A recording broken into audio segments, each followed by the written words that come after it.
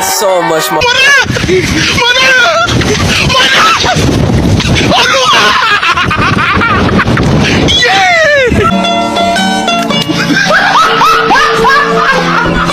Are you ready, kids? Aye, aye, Captain! I can't hear you. Aye, aye, Captain! Oh! Fucking design on right now. Break it down, bring it back, make it clap. I got 3 old thoughts, new guap. Wear that thing, bitches on my line, and you know that.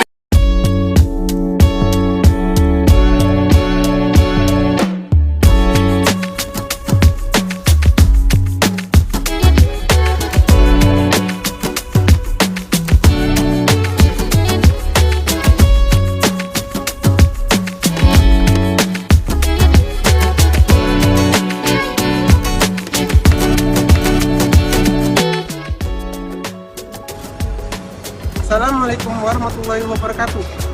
Halo. Halo teman-teman, Halo. Halo semuanya. nama aku Muhammad Hamdi Kersa Lubis dengan NIM 24025, berasal dari kelas SMPC dan program studi Agribisnis. Perkenalkan, nama aku Cut Aulia Safira dengan NIM 24002 dari kelas SMPC program studi Agribisnis. Perkenalkan, nama aku Karina Doktoviani dengan NIM 24010 dari kelas SMPC dari program Agribisnis. Perkenalkan, namaku Nur Safi'i dengan NIM 24017. Saya dari kelas SMBPC dengan program studi Agribisnis. Di sini saya dan teman-teman saya akan menjelaskan tentang komoditas perkebunan teh yang ada di Indonesia. Teh menjadi minuman yang sangat populer di tengah masyarakat Indonesia. Nah, umumnya teh ini disajikan dalam hangat atau dingin dan juga manis ataupun tawar. Menurut data BPS melaporkan produksi teh nasional itu sebanyak 94,1 ton pada tahun 2021. Jumlah ini meningkat sekitar 20,3% dari tahun sebelumnya itu sebesar 78,2 ton. Nah, berdasarkan data BPS pada tahun 2020 sebanyak 69,15% teh yang diproduksi di Indonesia yang berasal dari Provinsi Jawa Barat. Luas area perkebunan teh ini di Jawa Barat mencapai sekitar 86.832 hektar pada tahun 2020.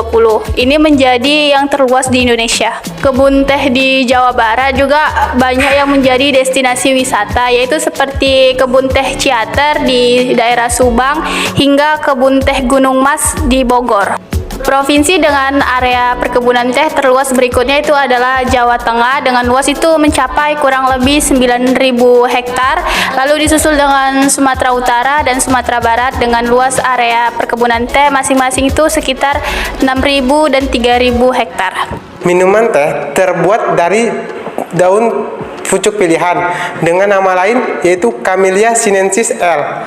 Setelah melalui proses pengolahan tertentu, mulai dari tahap pemetikan hingga sampai tahap pelayuan.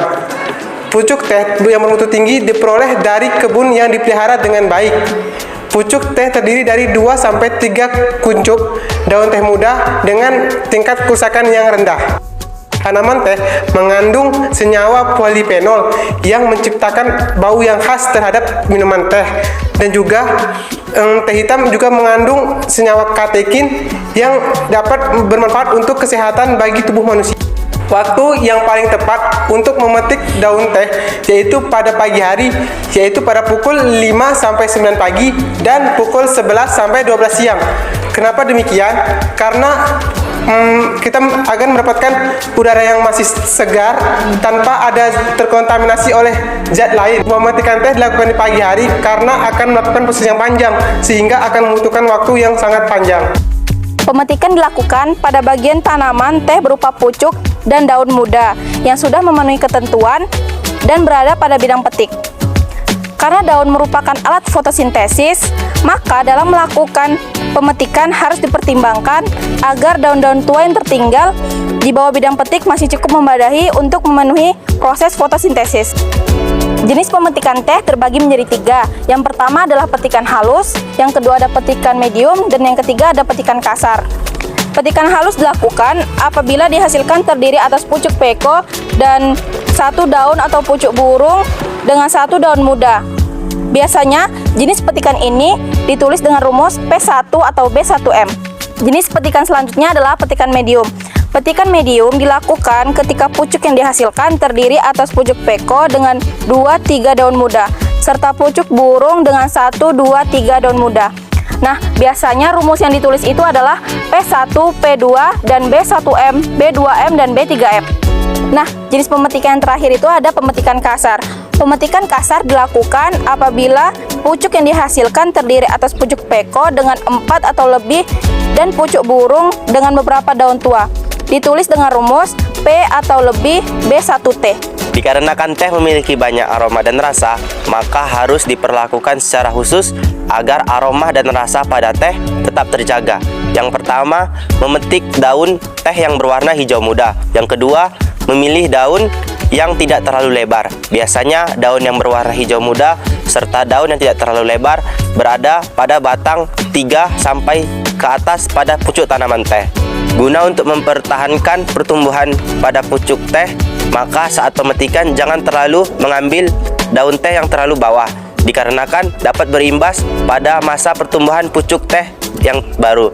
Dan pada saat pemetikan jangan terlalu mengambil yang terlalu bawah, dikarenakan dapat memperlambat masa pertumbuhan teh serta dapat memperlambat masa panen teh selanjutnya. Setelah proses pemetikan pada daun teh, maka proses selanjutnya ialah pelayuan, penggilingan, pengeringan, serta pengepakan. Dalam proses pemetikan, maka proses selanjutnya ialah pelayuan. Dikarenakan proses pelayuan harus segera dilakukan dikarenakan agar proses pelayuan tersebut atau tanaman daun teh tersebut tidak busuk di jalan. Dan pelayuan pun jangan sembarangan dilakukan dikarenakan daun teh harus segera dilakukan. Proses selanjutnya ialah proses sortasi. Pada proses sortasi inilah akhir dari bubuk teh dihasilkan. Pada proses sortasi terjadi pengkelasan dari beberapa mutu teh. Semakin bagusnya mutu teh tersebut, maka akan meningkatkan nilai jual dan menaikkan daya tarik seseorang ataupun konsumen. Dan semakin bagusnya mutu teh tersebut, maka akan semakin menguntungkan bagi perusahaan. Ruang sortasi juga dapat mempengaruhi mutu pada bubuk teh, karena harus dilakukannya penutupan pada lubang-lubang yang terjadi di ruangan sortasi pada tanaman teh. Karena harus dilakukannya penutupan agar tidak terjadinya kecelakaan dan bubuk-bubuk teh tidak terjatuh atau tidak terkontaminasi dengan benda lainnya. Cukup sekian pemaparan materi dari kami tentang komoditas perkebunan teh. Jika lebih dan kurangnya kami mohon maaf. Wassalamualaikum warahmatullahi wabarakatuh.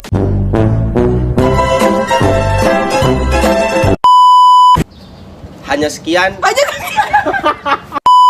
Kok kami belum dipejet ini. Udah gak apa-apa. Gimana? Jalan. Nah, topik mana ini? Assalamualaikum